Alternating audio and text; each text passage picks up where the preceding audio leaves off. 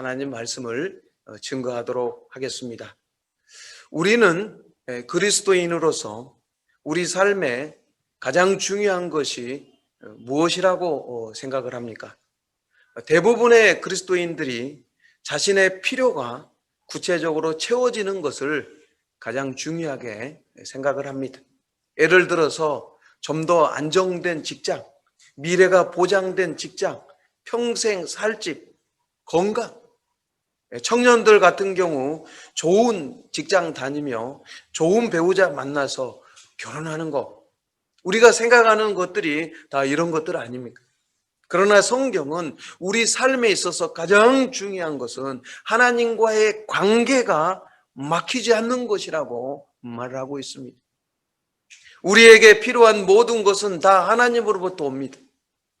우리가 항상 썩지 않고 싱싱하게 살 수 있는 비결이 무엇입니까? 그것은 하나님과의 관계가 건강하고 그 통로가 막히지 않는 것입니다. 우리 몸에는 장기들이 있습니다. 간이 있고 쓸개가 있습니다. 우리 몸은 참 신기합니다. 쓸개에서 바늘구멍보다 더 작은 구멍으로 담즙을 계속 뿜어냅니다. 그런데 그 구멍이 막히면 사람이 죽습니다. 실제로 그 구멍이 막혀서 죽는 사람들이 있습니다. 우리 그리스도인들이 이 세상에 살면서 가장 주의해야 될 것이 무엇입니까? 그것은 바로 하나님과의 관계가 막히지 않는 겁니다. 하나님과의 관계가 막히면 더 이상 생명력 있는 삶을 살 수가 없습니다. 그럼 하나님과의 관계가 막힌다는 것은 무엇입니까? 사람에게 보일 목적으로 신앙생활을 하는 것입니다. 사람에게 보일 목적으로 기도하고 사람에게 보일 목적으로 예배드리고 사람에게 보일 목적으로 찬송하고 사람에게 보일 목적으로 헌금하는 겁니다. 아주 훌륭하고 다른 사람의 본이 되었던 사람이 어느 한순간에 사기꾼이 되거나 범죄자로 발표되는 경우가 우리 주변에 종종 있습니다. 그것을 보면서 사람들의 반응은 어떻습니까? 절대 그럴 리가 없다는 겁니다. 뭔가 잘못된 거야. 그렇게 훌륭하고 그렇게 거룩한 사람이 그런 짓을 할 리가 없어 라고 말합니다. 그러나 그렇지 않습니다. 하나님과의 관계가 이선적인 사람이 넘어지는 것은 시간 문제입니다. 그 사람은 이미 생명력이 없는 겁니다. 그래서 우리는 하나님과의 관계가 이선적이거나 형식적이지 되지 않도록 해야 됩니다. 우리는 매 순간 하나님의 은혜로 살아가고 있습니다. 하나님의 도우심으로 살아가고 있습니다. 우리 삶이 하나님의 은혜로 하나님의 도우심으로 지탱되고 있는 겁니다. 우리가 알지 못하는 가운데 얼마나 많은 하나님의 능력이 은혜가 우리를 지켜주십니까? 그런데 사람에게 보일 목적으로 신앙생활을 하게 되면 하나님과의 관계가 이선적이거나 형식적으로 되어버리면 더 이상 하나님의 은혜와 능력을 공급받지 못하게 되는 것입니다. 하나님의 은혜가 막혀버립니다. 하나님의 능력이 막히게 되는 겁니다.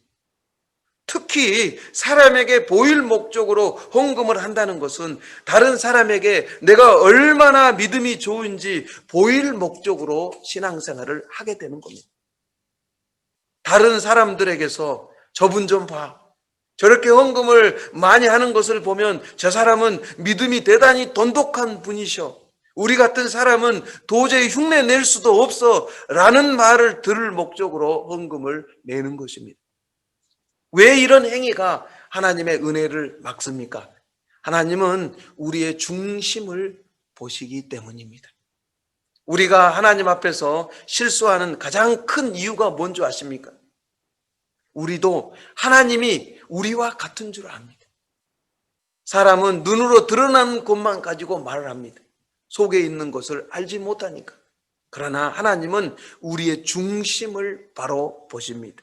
오늘 본문 1절과 2절을 보십시오. 예수께서 눈을 들어 부자들이 헌금함에 헌금 넣는 것을 보시고 또 어떤 가난한 과부가 두 냅돈 넣는 것을 보시고를 두 번이나 강조하고 있습니다. 예수님은 사람들이 헌금하는 것을 지켜보고 계셨습니다. 오늘도 마찬가지입니다. 예수님은 우리가 헌금하는 것을 다 지켜보고 계시는 것입니다. 예수님은 사람들이 헌금함에 돈을 넣는 것을 다 지켜보고 계셨습니다. 그 당시 이 예루살렘 성전 입구에는 헌금함이 무려 13개나 있었다고 합니다. 돈을 넣는 곳이 나팔 모양으로 돼 있어가지고 종종 나팔개라고 부르기도 했습니다. 또 다양한 헌금의 목적에 따라서 헌금함이 구분되기도 했습니다. 이 헌금함은 본래 놋쇠로 만들어졌습니다. 그 당시에는 지폐가 없었습니다. 그래서 사람들이 놋쇠로 만들어진 헌금함에 동전을 집어넣으면 동전 떨어지는 소리가 쨍그랑하고 났습니다. 그 소리를 들으면 대충 얼마쯤 헌금했는지 사람들이 짐작할 수 있었습니다. 부자들은 돈을 내는 소리가 크게 들리기 위해서 일부러 작은 단위의 돈으로 바꾼 거예요. 큰 돈을 작은 단위의 돈으로 일부러 바꿨어요. 그러면 헌금할 때 돈 들어가는 소리가 크게 나기 때문에 사람들이 많은 돈을 헌금하는구나 하고 칭찬했던 것입니다. 요즘 교회의 모습은 어떻습니까? 요즘도 헌금의 액수를 봅니다.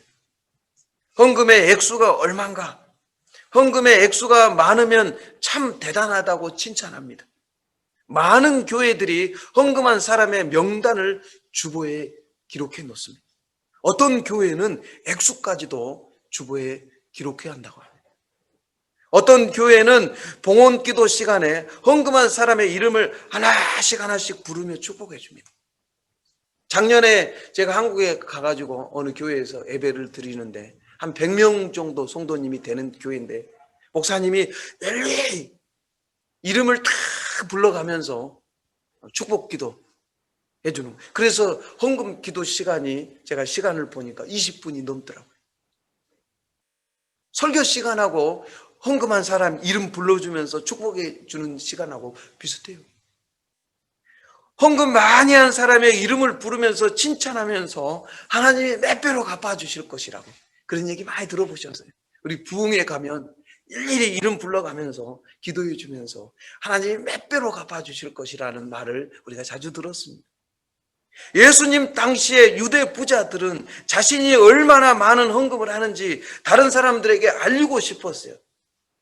그래서 큰 돈을 작은 동전으로 바꿔가지고 사람들에게 과시하고 드러내기를 좋아했습니다. 그러나 그들이 하나님께 헌금할 때 액수로는 많은 돈을 헌금했지만 자신들이 가진 재산에 비하면 적은 돈이었어요. 그들이 드린 헌금의 액수는 많은 액수였지만 그들이 가진 것에 비하면 그들의 재산에 비하면 아주 적은 헌금을 한 겁니다. 그러나 가난한 과부는 아주 적은 액수였지만 하나님께 다 바쳤습니다. 오늘 본문 3절과 4절을 보십시오. 이르시되 내가 참으로 너희에게 말하노니 이 가난한 과부가 다른 모든 사람보다 많이 넣었도다. 저들은 그 풍족한 중에서 헌금을 넣었거니와 이 과부는 그 가난한 중에서 자기가 가지고 있는 생활비 전부를 넣었느니라 하시니라. 여기 보면 저들은 그 풍족한 중에서, 이 풍족하다 헬라어 언어 성경을 보니까 차고 넘친다. 돈이 차고 넘쳐요. 부자들은 돈이 차고 넘쳤습니다. 흘러 넘쳤습니다. 돈을 쓰고 또 써도 표시가 나지 않아요. 부자들은 돈을 쌓아놓고 살았습니다. 제가 중국에 처음 왔을 때 우리 교회 청년이 이유라는 데를 출장을 갔다 왔어요. 이유 아시죠? 저 남쪽에 출장을 갔다 와서 목사님 무슨 차에다가 돈을 싣고 다니더래요. 이웃 사람들은. 돈을 아예 차에다 싣고 다니면서 계산할 때 막 뭉탱이로 주면서 씌워보라고. 그런 데도 있대요. 그러더라고요. 유대 부자들은 돈을 쌓아놓고 살았습니다. 돈이 막 흘러 넘치는 거예요. 써도 뭐 표시가 안 나는 거예요. 부자들은 생활비가 많은 중에 돈이 막 흘러 넘치는 중에 헌금했기 때문에 헌금을 많이 해도 여전히 여유가 많이 있었습니다. 예수님은 사람들이 헌금한 액수를 보지 않으시고 그들의 중심을 보셨습니다. 예수님은 헌금한 액수를 보신 것이 아니라 헌금을 드린 후에 얼마 남았느냐를 보신 것입니다. 부자들은 물론 많은 돈을 헌금했지만 하나님으로부터 받은 것에 비하면 너무 적은 것을 헌금했다는 겁니다. 그런데 더 큰 문제가 있습니다. 자꾸만 칭찬을 들으려고 하는 것입니다. 마태복음 6장 1절로 4절에 사람에게 보이려고 그들 앞에서 너희의 의를 행하지 않도록 주의하라. 그리하지 아니하면 하늘에 계신 너희 아버지께 상을 받지 못하느니라. 그러므로 구제할 때 애식하는 자가 사람에게 영광을 받으려고 해당과 거리에서 하는 것 같이 너희 앞에 나팔을 불지 말라. 진실로 너희에게 이르노니 그들은 자기 상을 이미 받았느니라. 너는 구제할 때 오른손이 하는 것을 왼손이 모르게 하여 내 구제함을 은밀하게 하라. 은밀한 중에 보시는 너의 아버지께서 갚으시리라. 왜 예수님은 구제할 때, 헌금할 때 다른 사람이 모르게 하라고 하실까요? 분명히 구제나 헌금할 때 여러 사람들에게 알리면 선한 자극을 받을 수 있지 않겠습니까? 선한 자극이 될 수 있을 텐데 왜 예수님은 철저하게 그런 것을 금하셨을까요? 가장 중요한 이유가 하나님은 은밀한 중에 보시는 하나님이시기 때문에, 우리 중심을 보시는 하나님이세요. 하나님은 모든 것을 다 보고 계시고 다 알고 계신다는 것입니다. 도대체 하나님은 무엇을 보고 계시고 무엇을 알고 계신다는 말입니까? 사람들은 누군가 내놓은 액수만 보고 감탄합니다. 도대체 저 사람은 하나님을 얼마나 사랑하기에 저렇게 큰 거금을 선뜻 내놓을까라고 말을 합니다. 그러나 하나님은 모든 것을 알고 계시고 보고 계시는 분입니다. 무엇을 알고 계시고 무엇을 보고 계시는 것입니까? 우리가 다른 사람 앞에서 내놓는 그것이 하나님이 주신 전체에 비하면 얼마나 적은지 하나님은 아시는 거예요. 우리가 하나님 앞에 헌금하는 그것이 나에게 주신 전체에 비하면 얼마나 적은지 하나님 알고 계시는. 다시 말해서 어떤 사람이 얼마를 헌금하셨습니다 라고 발표하면 안 된다는 거예요. 정확하게 발표하려면 어떻게 해야 됩니까? 하나님이 나에게 이만큼 주셨는데 내가 그 중에서 이만큼 헌금했습니다 라고 발표해야 맞다는 거예요. 내가 가진 것에 비해서 나는 이만큼 헌금했습니다. 사람들은 내놓은 액수만 보고 감탄합니다. 하지만 하나님은 그 사람이 가진 총액 중에서 내놓은 액수를 보시는 거예요. 총액 중에서 그 사람이 내놓은 액수는 정말 부끄러울 정도로 적은 거예요. 하나님이 주신 것에 비하면 너무 작은 겁니다. 하나님이 우리에게 주신 것에 비하면 내가 헌금할 때 드리는 건 너무 작은 거예요. 그래서 우리는 헌금한 액수를 자랑할 수가 없는 거예요. 오히려 하나님의 은혜에 비해서, 하나님이 주신 것에 비해서 인색하게 드리는 것을 우리는 그냥 부끄러워할 뿐이에요. 그래서 헌금 드리면서 늘 부끄러워할 뿐이에요. 하나님 나에게 너무 많은 은혜를, 너무 많은 걸 주셨는데 저는 이것밖에 드리지 못합니다. 늘 우리는 부끄러워할 뿐이에요. 자랑할 수 없다는 거예요. 하나님이 주신 것에 비하면 얼마나 적은 것밖에 드리지 못함을 늘 겸손해야 돼요. 사실 오늘 본문은 헌금 설교도 아니고 가난한 과부를 칭찬하는 설교도 아니에요. 오늘 본문은 집에 가시면 또 읽어보세요. 유대 부자들, 유대인들, 더 구체적으로 말하면 서기관들, 지난주에 살펴보았듯이 과부의 것을 빼앗는 서기관들을 예수님이 책망하시는 거예요. 너희들이 많은 헌금을 드린다고 하면서 실제로 많은 헌금을 드렸습니다. 그러나 너희들이 가진 것에 비하면 그게 맞냐 이 말이에요. 너희들 자랑할 거 아무것도 없다. 내가 너희들에게 베풀어준 은혜에 비하면 너희들 자랑할 거 아무것도 없다. 그래서 우리는 늘 아무리 많은 헌금을 해도 늘 부끄러워할 뿐이에요. 하나님이 주신 것에 비하면 아무것도 아닙니다. 우리는 헌금을 할 때 내 돈으로 바친다고 생각하면 안 됩니다. 우리는 하나님의 것을 하나님께 도로 드리는 거예요. 우리는 나의 돈을 내 돈으로 생각하고 있기 때문에 하나님께 헌금 드리는데 인색해지는 겁니다. 마틴 노이드 존스 목사님 책을 보면 한 농부 이야기가 나옵니다. 한 농부가 소를 키웠는데 새끼 2마리를 낳았습니다. 송아지 2마리를 낳았어요. 송아지 2마리를 보자 농부가 기분이 너무 좋아가지고 아내에게 뛰어가서 이렇게 말했어요. 여보, 우리 소가 예쁜 송아지 2마리를 낳았어. 이 중에 1마리만 우리 것으로 하고 다른 1마리는 하나님께 드립시다. 그러자 아내도 아멘 그러고 응답했습니다. 그런데 얼마 후에 그 2마리 송아리 중 1마리가 앓기 시작하더니 그냥 병들어 그만 죽었습니다. 그러자 농부가 슬픈 얼굴로 아내에게 이렇게 말했습니다. 여보, 어떻게 하지? 하나님께 드리기로 했던 그 송아지가 죽어버렸어. 살아있는 것이 아니라 죽은 것이 하나님께 드리기로 했던 송아지라는 겁니다. 우리는 늘 이런 식이에요. 항상 하나님 것과 나의 것을 구별합니다. 그러나 하나님 눈으로 볼 때 전체가 다 하나님 거예요. 내가 소유하고 있는, 내가 가지고 있는 모든 것이 다 하나님 것입니다. 예수님은 역설적으로 가난한 과부가 부자들보다 더 많이 헌금했다고 칭찬하십니다. 예수님은 분명히 역설적으로 말씀하셔요. 가난한 과부는 다른 사람보다 더 많은 헌금을 하지 않았습니다. 오히려 거기 있는 사람 중에 가장 적은 헌금을 했어요.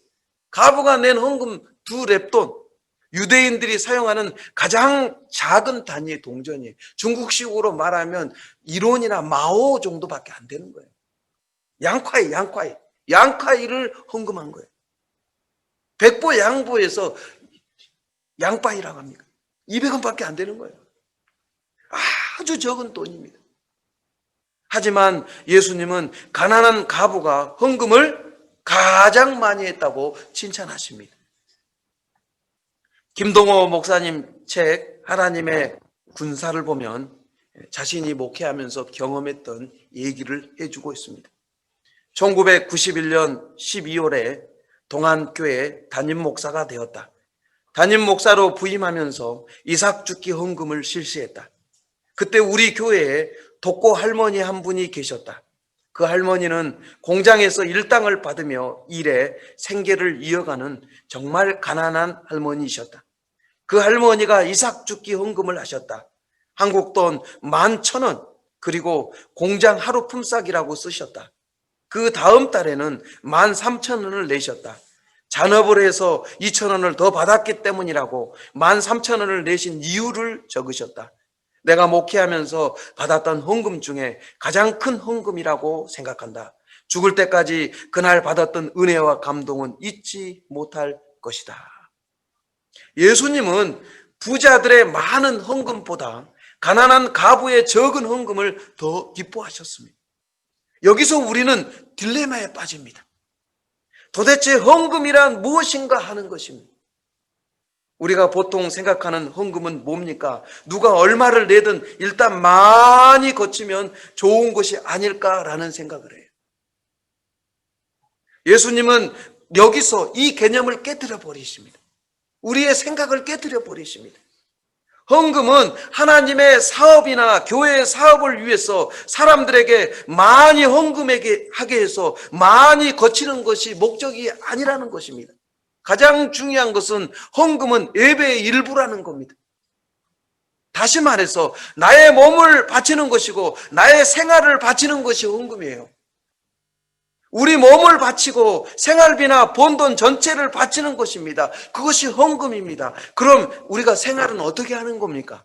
그래서 하나님은 11조와 첫 열매를 바치게 하신 거예요. 11조와 첫 열매를 바치면 하나님은 우리 생활 전부, 내 것 전부를 바친 것으로 여기셔서 우리 생활 전체를 책임지시고 축복해 주시는 거예요. 많은 사람들이 11조에 대해서 오해하고 있는 부분들이 있습니다. 11조는 하나님의 것입니다. 맞습니까? 틀립니까? 맞기도 하고 틀리기도 합니다. 11조가 물론 하나님 것입니다. 그러나 10분의 1만 하나님 것입니까? 11조는 하나님 것이지만 11조만 하나님 것 아닙니다. 나머지 10분의 9도, 10분의 10 전체가 다 하나님 거예요. 나의 모든 소유가 전적으로 다 하나님 것이라고 고백하면서 11조를 드리는 거예요. 11조는 10분의 1만 드리면서 전체가 하나님 것이라고 고백하는, 인정하는 그 정신을 드리는 거예요. 우리에게 있는 모든 것이 다 하나님 것입니다. 그렇다면 내가 얼마를 드리든지 내게 있는 모두가 다 하나님 것이라는 고백을 바탕으로 드리는 겁니다. 초대교회 때 빌립보 교회는 사도 바울에게 선교 헌금을 보냈습니다. 그거에 대해서 사도 바울은 이렇게 말합니다. 빌립보서 4장 18절로 19절에 내게는 모든 것이 있고 또 풍부한지라 에바브로디도 편에 너희가 준 것을 받았으므로 내가 풍족하니 이는 받으실 만한 향기로운 제물이요 하나님을 기쁘시게 한 것이라. 나의 하나님이 그리스도 예수 안에서 영광 가운데 그 풍성한 대로 너희 모든 쓸 것을 채우시리라. 사도 바울은 빌립보 교회 성도들이 보내준 헌금을 하나님이 받으실 만한 향기로운 제물이라고 말해요. 오늘 설교의 제목이 향기로운 제물이에요. 헌금은 향기로운 제물입니다. 구약시대 때 이스라엘 백성들이 하나님께 제사를 드리면 향기가 올라갑니다. 짐승을 잡아서 그 짐승이 피를 흘리면서 나를 대신해서 죽습니다. 그러면 그 짐승의 내장까지 다 꺼내가지고 다 하나님 앞에 태웁니다. 짐승 태우는 냄새, 고기 굽는 냄새, 그 위에 부은 포도주 향기가 올라가는 겁니다. 하나님은 제사를 후각적으로 느끼게 하셨습니다. 제사의 절정은 어디 있느냐? 바로 그 향기에 있습니다. 불에 타면서 나는 냄새가 제사의 절정이었습니다. 사도 바울은 헌금이 바로 그 향기라고 말합니다. 헌금은 사람을 도우라고 내는 것이 아니고 하나님께 드리는 것입니다. 하나님이 가장 기뻐하십니다. 헌금은 교회에 내는 것이 아닙니다. 헌금은 사람에게 내는 것이 아니라 하나님께 바치는 제물입니다. 제물. 사람에게 내는 것이 아니라 교회에 내는 것이 아니라 하나님께 바치는 제사입니다. 헌금은 하나님을 향한 감사의 표현입니다. 하나님을 향한 헌신입니다. 그리스도인들이 드리는 헌금은 가장 아름다운 것입니다. 목회를 하다 보면 가끔 헌금 어디다 내야 돼요? 하는 질문을 받습니다. 어떻게 생각하십니까? 헌금 어디다 내야 되는 겁니까? 헌금은 어디다 내야 돼요? 당연히 내 몸이 가는 곳에 내는 거예요. 제사입니까? 몸이 내가 오늘 예배 드리는 곳에 드리는 거예요. 내 몸이 있는 곳에 드리는 겁니다. 헌금은 하나님께 드리는 제사이고 헌신인 것입니다. 헌금은 하나님의 은혜를 흥정하는 것이 아니고 자기 자랑도 아닌 것입니다. 구체적인 삶 가운데 하나님께 영광 돌리고 구체적인 희생이 없는 헌금은 진정한 헌금이 아닌 것입니다. 사도 바울에게 헌금함으로, 사도 바울에게 선교비를 보냄으로 빌립보 교회 성도들의 쓸 것이 부족했을 겁니다. 그러나 사도 바울은 하나님이 그들의 쓸 것을 채우실 것이라고 말을 합니다. 빌립보서 4장 19절에 나의 하나님이 그리스도 예수 안에서 영광 가운데 그 풍성한 대로 너희 모든 쓸 것을 채우시리라. 하나님은 어떻게 나의 필요를 채워주십니까? 하나님은 불필요한 지출을 막아주십니다. 돈을 아무리 많이 벌어도 새는 데가 많으면 소용없어요. 사업을 아무리 잘해도 새는 데가 많으면 소용이 없는 거예요. 불필요한 지출을 막아주십니다. 하나님은 성도들이 하는 생업을 축복하셔서 풍성한 열매를 맺게 하시는 거예요. 때로는 엘리야처럼 까마귀를 보내셔서 필요를 채워주시는 거예요. 가난한 과부는 자기가 가진 모든 것을 하나님께 다 드렸습니다. 가진 것을 다 드렸어요. 생활비 다 드렸어요. 그럼 뭐 먹고 사는 겁니까? 하나님이 그의 필요를 채워주시는 겁니다. 가난한 가부는 하나님이 또 채워주신다는 것을 믿었기 때문에 하나님 앞에 빈손으로 나오지 않고 감사하는 마음으로 생활비 전체를 바친 것입니다. 가난한 가부가 생활비 전부를 드렸다는 것은 자신 하나님이 채워주신다는 전적인 하나님을 향한 신뢰를 보여주는 거예요. 신뢰 없는 믿음은 참 믿음이 아닙니다. 참된 믿음은 하나님을 향한 전적인 신뢰입니다. 신뢰. 하나님이 또 채워주신다는 신뢰. 그 믿음이 있기 때문에 생활비 전체를 드릴 수 있었던 겁니다.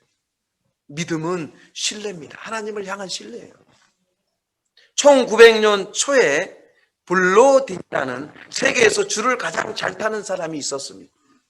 프랑스에서 태어나서 어렸을 때부터 줄타기로 유럽과 미국에서 유명했습니다. 그에 관한 유명한 이야기는 나이아가라 폭포 사건입니다. 가로지르는 320m의 줄을 48m 높이에 걸쳐놓고 그 위를 지나갔어요. 캐나다에서 미국으로 가로지르는 320m 줄을 설치했어요. 높이는 48m, 그리고 그 위를 지나갔어요. 한 번은 난로를 등에다 이고 지나갔어요. 그리고 오믈렛을 그 줄 위에서 만들어 먹었다고 합니다. 한 번은 눈을 가리고 선수레를 굴리면서 지나가고 그 줄 위에서 물구나무도 서기도 했다고 합니다. 또 자신감을 과시하기 위해서 한 사람을 자신의 등에 업고 나이아가라 폭포 위를 지나갔다고 합니다. 그 사람을 안전하게 내려놓고 군중 속에 있는 한 사람을 지적하면서 내가 당신을 업고 줄을 타고 지나갈 수 있다고 믿습니까? 라고 물었습니다. 그러자 그 사람은 물론이지요. 나는 지금 당신이 줄을 타고 가는 것을 보았습니다. 라고 대답했어요. 그러자 블로디는 그 사람에게 그러면 지금 당장 내 등에 올라타십시오. 내가 당신을 업고 건너가겠습니다. 라고 말했습니다. 그러자 그 사람이 내가 당신에게 내 목숨을 맡길 수 없습니다. 라고 대답했다고 합니다. 우리는 하나님을 믿는다고 하면서 늘 이런 식으로 믿을 때가 많아요. 저도 마찬가지예요. 우리는 하나님 믿는다고 하면서 늘 이런 식이에요. 하나님 믿는다고 하면서 전적으로 하나님 신뢰하지 못합니다. 하나님의 약속을 신뢰하지 못합니다. 왜 우리가 하나님께 드리는데 인색합니까? 하나님 믿지 못하기 때문이에요. 불신앙입니다. 하나님의 약속을 믿지 못해요. 나의 하나님이 그리스도 예수 안에서 영광 가운데 그 풍성한 대로 너희 모든 쓸 것을 채우시리라.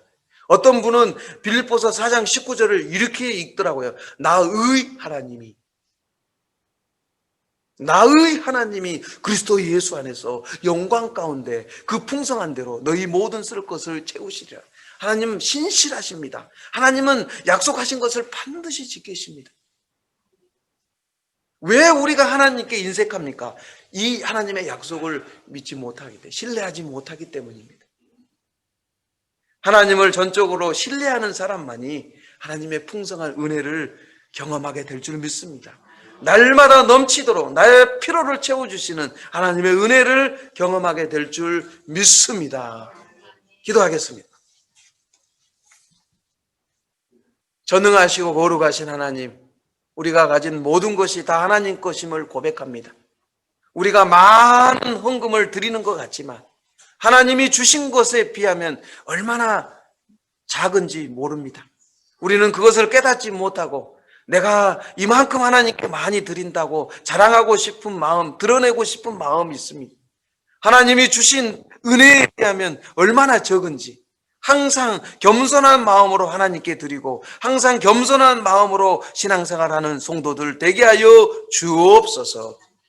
우리 안에 있는 불신앙과 불순종을 치료해 주시고 신실하신 하나님을 믿고 하나님이 주시는 은혜로 하나님의 도우심으로 사는 성도들 되게 하여 주옵소서. 예수님의 이름으로 감사하며 기도하옵나이다. 아멘. 지금은 우리 주 예수 그리스도의 은혜와 하나님 아버지의 무한하신 사랑과 성령님의 교통, 보호, 충만, 인도하심이 신실하신 하나님을 믿고 하나님 주시는 은혜와 하나님의 풍성한 은혜로 살기를 원하는 하나님의 백성들 머리 위에 멀리 떨어져 있는 경제 한인교회 성도들 머리 위에, 지금 가정에서 직장에서 함께 예배드리는 모든 성도들 머리 위에, 우리 대한민국과 이 중국 땅 위에 지금 영원토록 함께 계시기를 간절히 축원하옵나이다. 아멘.